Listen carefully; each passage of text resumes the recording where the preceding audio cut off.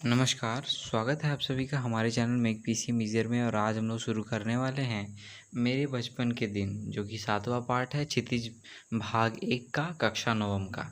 ठीक है, जिसे लिखा है महादेवी वर्मा जी ने। तो चलिए हम लोग शुरू करते हैं। तो चलिए अब हम लोग जान लेते हैं महादेवी वर्मा के बारे में। तो महादेवी वर्मा जी का जो जन्म है वो 1907 में उत्तर प्रदेश के फर्रुखाबाद में हुआ है।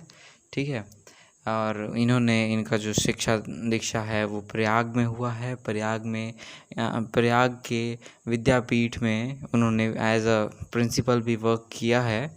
और इनका देहांत जो है वो 1987 में हो जाता है। इन्होंने कई कविताएं, संस्मरण और कहानियां लिखी हैं। इनकी कुछ कविताएं हैं निहार, रश्मि, नीरजा, यामा, शिखा, दीपशिखा। ठीक है, और इनकी जो रचनाएं हैं, संस्मरण हैं, उनमें हैं अतीत के चलचित्र, स्मृति की रेखाएं, पथ के साथी, श्रृंखला की कड़ियाँ इत्यादि। ठीक है, तो इस पाठ में ये जो हैं उस समय मतलब ये अपने दिन, जो बचपन के दिन हैं, इन्होंने कैसे गुजारे वो बताती हैं। वो हॉस्टल में रहती थी, हॉस्टल लाइफ कैसा था, वहाँ जो लड़कियाँ रहती थी वो कैसी थी इत्यादि। इन सभी विषयों पर ये बात कर रही हैं इस पाठ में। तो चलिए शुरू करते हैं हम लोग अपना पाठ। मेरे बचपन के दिन लिखित है ये महादेवी वर्मा के द्वारा। तो यहाँ से शुरू करती हैं कि जो है बचपन की स्मृतियों में एक विचित्र सा आकर्षण होता है। कभी कभी लगता है जैसे सपने में सब देखा होगा, परिस्थितियाँ बहुत बदल जाती हैं। ठीक है, तो इनके जो बचपन के दिन हैं वो इन्हें सपनों की तरह लग रहे हैं, याद आते हैं। अपने परिवार में ये कई पीढ़ियों के बाद जन्म लेती हैं। तकरीबन 200 साल बाद इनके घर में कोई पुत्री का जन्म होता है। और ये कब होता है? जब इनके दादाजी जो हैं बहुत दुर्गा पूजा करते हैं। दुर्गा जो इनकी कुल देवी हैं उनका पूजा करते हैं, तब ये उत्पन्न होती हैं, मतलब इनका जन्म होता है। ठीक है, तो इनके परिवार में जो हैं जो बाबा हैं, दादाजी हैं, वो फ़ारसी और उर्दू के ज्ञाता हैं। उन्हें फ़ारसी उर्दू आती है, जानकार हैं। पिताजी जो हैं वो अंग्रेज़ी में पढ़े हैं। ठीक है, हिंदी का कोई वातावरण नहीं था। जब इनकी माता श्री जो हैं वो जबलपुर से आती हैं ब्याह करके यहाँ पर, तब इस घर में हिंदी का प्रचलन होता है। माता जी हिंदी जानती थी, संस्कृत भी जानती थी। ठीक है, तो इसी की वजह से ये पंचतंत्र इनकी माता जी इन्हें पढ़ना सिखाया करती हैं। बाबा इनको कहते हैं कि हम इसको विदुषी बनाएंगे। विद्वान का होता है स्त्रीलिंग विदुषी। ठीक है, मेरे संबंध में उनका विचार बहुत ऊंचा था, इसलिए पंचतंत्र भी पढ़ा मैंने, संस्कृत भी पढ़ी है। यह अवश्य चाहते थे कि उर्दू फारसी भी हम सीख लें, लेकिन जब मौलवी साहब आते थे, पहले दिन आए तो तब तक ठीक था। दूसरा दिन तो हम खटिया के नीचे, जो बेड होता है, खटिया खाट होती है, उसके नीचे छिप गई। ठीक है, माँ जो हैं वो मतलब कि माँ जो हैं वो संस्कृत जानती थी। गीता में उनका विशेष रुचि था। पूजा पाठ बहुत करती थी, सुबह शाम जो हैं पूजा पाठ करती थी, संध्या गाती थी। ठीक है, फिर इनको क्या होता है कि मिशन स्कूल में भेज दिया जाता है। मिशन स्कूल का जो वातावरण था वो दूसरा था, प्रार्थना दूसरा था, वहाँ इनका मन नहीं लगा। ठीक है, इन्होंने जाना बंद कर दिया। जाने में रोने धोने लगी, नौटंकी करने लगी, नहीं गई। ठीक है, तो फिर इसके बाद उन्हें जो है क्रास्थवेट गर्ल्स कॉलेज में भेज दिया गया। ठीक है, क्रास्थवेट गर्ल्स कॉलेज मतलब क्रिश्चियन कॉलेज था ये। ठीक है, और यहाँ ये 5वीं दर्जे मतलब 5th क्लास में इनका एडमिशन होता है। ठीक है, ये एक हॉस्टल था। यहाँ वातावरण जो था वो बहुत अच्छा था। यहाँ हिंदू लड़की थी, ईसाई लड़की भी थी, लड़कियाँ भी पढ़ती थी इनके साथ। ठीक है, ये लोग सब एक ही मेस में खाना खाया करते थे। प्याज तक नहीं बनता था यहाँ पे, समझे? प्याज तक नहीं बनता था, प्याज लहसुन और मीट मछली सब कुछ नहीं बनता था। वहाँ छात्रावास में हर एक कमरा में 4 लड़की लोग रहती थी। ठीक है, यहीं पर उनकी मुलाकात होती है सुभद्रा कुमारी से। ठीक है, सुभद्रा कुमारी इनसे 2 साल सीनियर थी। ये 5वीं में थी, वो 7वीं में थी। ठीक है, वो भी लिखा करती थी कविता। बचपन से ही भी तुक मिलाते आई हैं, अपनी माँ के साथ बैठा करती थी पूजा पाठ में। तो गीता और मीरा के जो पद हैं वो सुनती थी। तो वहीं से इनको थोड़ा सा इंटरेस्ट आया ये सब में। तो जो मीरा के पद हैं वो विशेष रूप से इनकी माता जी गाती थी। ठीक है, कुछ इस प्रकार सवेरे जागिए कृपा निधान पंछी बन बोले, यह सुना जाता था यहाँ पे। प्रभाती गाती थी, शाम को मीरा के कोई भी पद गाती थी। ठीक है, अब ब्रज भाषा में लिखना आरंभ किया, इसकी वजह से इन्होंने मीरा के पदों की वजह से इन्होंने ब्रज भाषा में भी लिखना आरंभ किया। यहाँ आकर देखा कि सुभद्रा कुमारी जी जो हैं वो खड़ी बोली में लिखती हैं, तो ये भी कोशिश करती हैं वैसे लिखने की। सुभद्रा जी जो बड़ी लेकिन सुभद्रा जी जो हैं वो बड़ी प्रतिष्ठित हो चुकी थी उस समय, अच्छा कविताएं लिखती थी। ठीक है, तो उनसे ये छिप छिपा कर लिखती थी। एक दिन उनको पता चलता है सुभद्रा जी को कि महादेवी भी लिखती है, तो उन्होंने पकड़ लिया इनको। तो पूछती हैं कि क्या तुम लिखती हो कविताएं? तो ये बोलती हैं डरते हुए कि नहीं, हम तो नहीं लिखते हैं। तो एक हाथ में इनको फिर इनकी जो डेस्क है वो टेबल जिस पे इनकी किताबें रहती थी उस पर खोजबीन होती है, मिलता है बहुत सारा उसमें से। ठीक है, तो इनको अपराधी के जैसा पकड़ लिया जाता है। एक हाथ में इनको पकड़ लेती हैं, दूसरे हाथ में उन कागज़ों को, और पूरा हॉस्टल जो है उसमें सबको बता आती हैं कि ये देखिए ये लड़की कविता लिखती है छिप छिप करके। ठीक है, फिर क्या होता है कि इन दोनों में दोस्ती हो जाती हैं, मित्रता हो जाती है। तो यहाँ इनके जो कॉलेज है क्रास्थवेट, तो यहाँ पे एक पेड़ रहता है जिसका जो डाल है वो नीचे, एक तो डाल नीचे रहता है। दोनों जो हैं सखियाँ, ये दोनों वहीं बैठे रहती हैं। सारी लड़कियाँ जब खेलती हैं तो दोनों डाल पर बैठ जाती थी और तुक मिलाया करती थी। तो उस समय तुक मिलाया करती थी, लिखा करती थी। तो उस समय जो एक पत्रिका निकलती थी स्त्री दर्पण, तो इसमें लोग भेज भी देती थी, तुकबंदी छप भी जाती थी।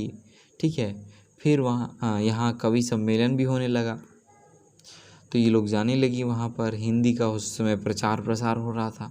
1917 में यहाँ आई जब, तो इसके उपरांत गांधी जी का सत्याग्रह भी उसी समय स्टार्ट हुआ था।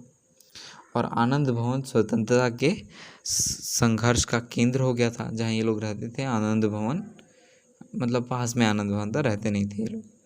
ठीक है, तो जहाँ तहाँ हिंदी का भी प्रचार चल रहा था, कवि सम्मेलन होते थे तो क्रॉसवेट के मैडम इन दोनों को ले जाया करती थी, कविता सुनाते थे बड़ी। तो कभी कभी ये लोग जो हैं यहाँ पर कवि सम्मेलन में हरिऔध जी जो हैं वो अध्यक्ष रहते थे। कभी श्रीधर पाठक जी, तो कभी रत्नाकर जी रहते थे, तो कभी कोई भी रहता था, कभी कोई रहता था। तो ये लोग बहुत ही उत्सुकता से रहते थे कि ये लोग का नाम कब पुकारा जाएगा। तो इनको जो है महादेवी जी को प्रायः प्रथम पुरस्कार मिलता था, मतलब कि कम से कम 100 को तो मेडल जीतवे की होंगी। एक बार की घटना याद आती है कि कविता पर मुझको एक बार चांदी की कटोरी मिली थी इनको जीतने पर। ठीक है, और उसमें बहुत ही अच्छा डिज़ाइन, नक्काशीदार सुंदर डिज़ाइन था। ठीक है, सुभद्रा को जाकर दिखाती हैं कि देखो मेरे को मिला फर्स्ट प्राइज़। तो वो बोलती हैं सुभद्रा कि ठीक है, अच्छी बात है, बहुत बढ़िया, लेकिन ऐसा एक काम करो कि तुम एक दिन खीर बनाओ और इस कटोरी में मेरे को खिलाओ। तो उसी बीच जो है आनंद भवन में बापू जो हैं वो आया करते थे बीच बीच में। तो ये लोग क्या करती थी कि देश के लिए अपने जेब खर्च से 1-2 आने जो हैं देश के लिए बचाती थी। जब बाबू आते थे गांधी जी तो इनको दे देती थी। सोचिए उस समय कितना जो देश प्रेम का लहर था सभी में। हम लोग तो आजकल जाते हैं, साला कितना पैसा हो जाके समोसा चाट खा आते हैं आराम से। हाँ, हम भी खा लेते हैं, ऐसा बात नहीं है। तो चलिए, हाँ, तो आते हैं हम लोग यहाँ पर। तो ये भी जाती हैं तो दिखाती हैं उनको कि बापू देखिए मेरे को ये मिला है फर्स्ट प्राइज़ में। तो वो ले लेते हैं। ठीक है, तो देखते हैं तो फिर उनको दे देती हैं ये। तो फिर बापू इनसे पूछते हैं कि तू इसे दे देगी क्या देश के लिए, क्या मुझे ये मिल सकता है? तो अब ये क्या कहती, इन्होंने दे दिया और लौट आई। दुख यह हुआ कि कटोरी लेकर के बापू ने ये भी नहीं पूछा कि कविता कौन सा था, कविता सुनाओ, ठीक है, बस उन्होंने लेकर के रख लिया। तो ये फिर आती हैं सुभद्रा को बताती हैं, तो बोलती हैं सुभद्रा जी कि कोई बात नहीं, इस बात की खुशी तो रखो कि तुम्हें फर्स्ट प्राइज़ मिला। हाँ, लेकिन एक बात है कि तुम कुछ भी करो लेकिन तुमको खीर तो बना के खिलानी ही होगी, भले वो पीतल की कटोरी में खिलाओ, चाहे तुम स्टील की कटोरी में खिलाओ। स्टील वाला लिखा है कि नहीं पता नहीं, चाहे फूल की कटोरी में, स्टील नहीं, फूल की कटोरी में खिलाओ, ठीक है। तुम्हारे फिर भी इनके मन में प्रसन्नता थी कि उनको पुरस्कार मिला, ठीक है। सुभद्रा जी जो हैं, फिर इसके बाद कुछ समय बाद सुभद्रा जी छात्रावास छोड़कर चली गईं। उनका जो पढ़ाई का अवधि था वो पूरा हो गया। तब उनकी जगह पर एक मराठी लड़की जेबू निशा इनके कक्ष में आती हैं, कमरे में रहने आती हैं।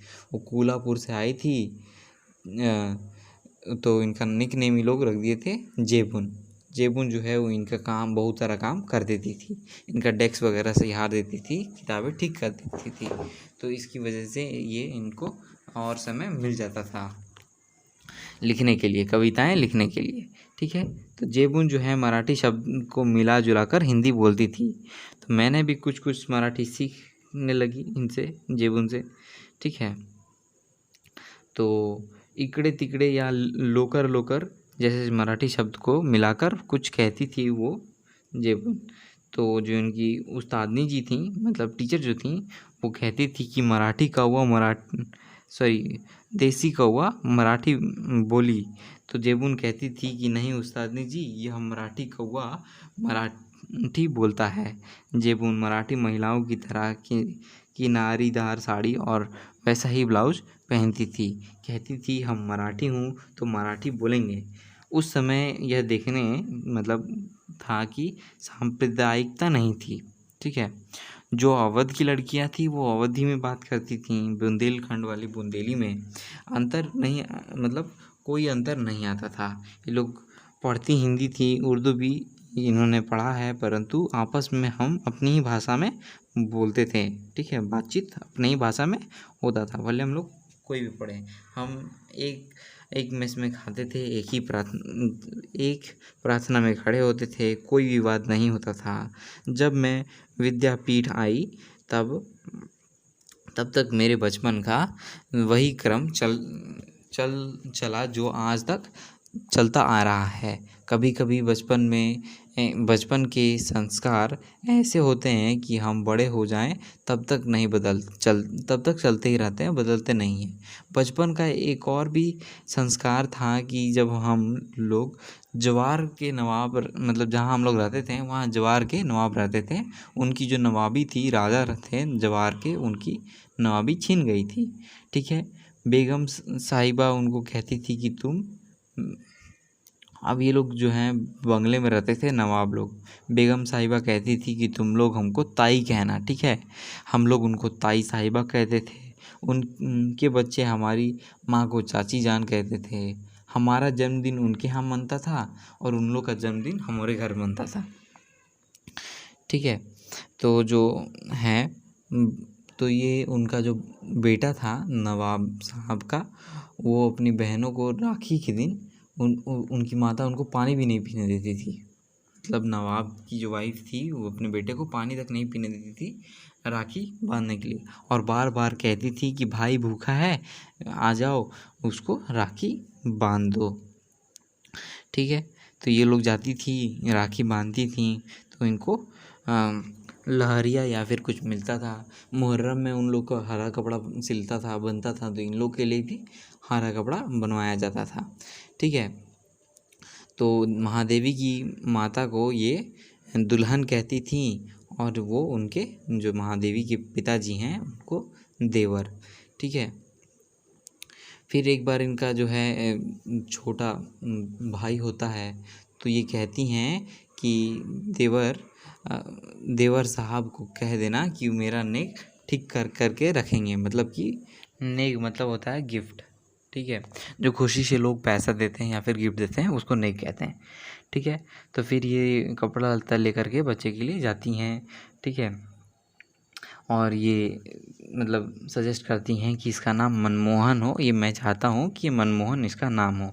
वही प्रोफेसर मनमोहन वर्मा आगे चल कर के जम्मू यूनिवर्सिटी के वाइस चांसलर रहते हैं। गोरखपुर यूनिवर्सिटी में भी रहे हैं और जम्मू यूनिवर्सिटी में वाइस चांसलर रहे हैं। गोरखपुर में भी इन्होंने वाइस चांसलर सर्व किया है, ठीक है।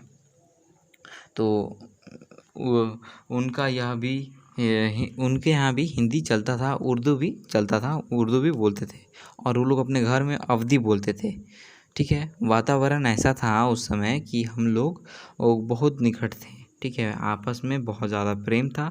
आज की स्थिति देखकर लगता है जैसे वह सपना ही है। आज वह सपना खो गया है। शायद वह सपना सत्य हो जाए तो भारत की कथा कुछ और होगी। भारत की जो व्यथा है, कथा है, वो कुछ और होगी। भारत की दशा कुछ और होगी, ठीक है। तो यहाँ जो पार्ट है वो ख़त्म होता है, ठीक है। आशा करता हूँ कि ये जो आपके लिए यूज़फुल रहा होगा, हेल्पफुल रहा होगा। सो इसलिए आप प्लीज़ मेरे चैनल को सब्सक्राइब करें, लाइक करें एंड शेयर करें, अपने दोस्तों को भी शेयर करें, बताएं, ठीक है। मैं आपके लिए ऐसी और भी वीडियोस लाता रहूँगा। थैंक यू पूरा देखने के लिए, बहुत बहुत धन्यवाद। सो आप प्लीज़ सपोर्ट करें मेरे को। मैं आपके लिए और भी यूज़फुल वीडियोस, ऐसी ही यूज़फुल वीडियोस लाता रहूँगा और आप सभी का बहुत बहुत धन्यवाद। अंत में मैं यही कहना चाहूँगा कि please subscribe, share and like. Thank you.